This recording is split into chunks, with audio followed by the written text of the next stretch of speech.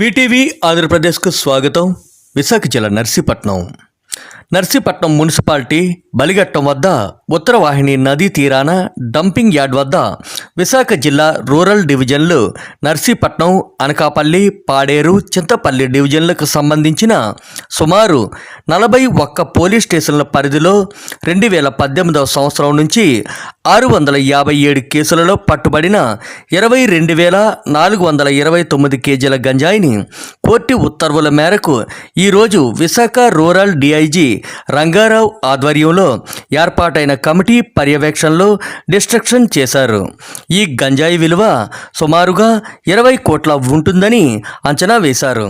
ఈ కార్యక్రమంలో excise assistant commissioner మరియు రూరల్ జిల్లా ఎస్పీ, నర్సీపట్నం ఏఎస్పీ మరియు 41 పోలీస్ స్టేషన్లకు సంబంధించిన సిఐలు, ఎస్ఐలు తదితర సిబ్బంది పాల్గొన్నారు.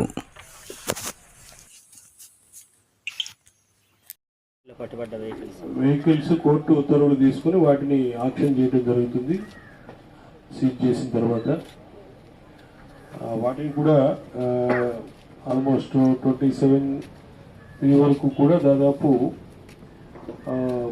18లో 2 సార్లు ఒకటి 63 వెహికల్స్, తర్వాత ఈ సంవత్సరం మళ్ళా 133 వెహికల్స్ చేయడం జరిగింది. అలాగే ఈ గాంజా స్మగ్లర్స్ ఎవరైతే ఉన్నారో వాళ్ళ మీద 17 పీడీ యాక్ట్ కేసులు కూడా పెట్టడం జరిగింది.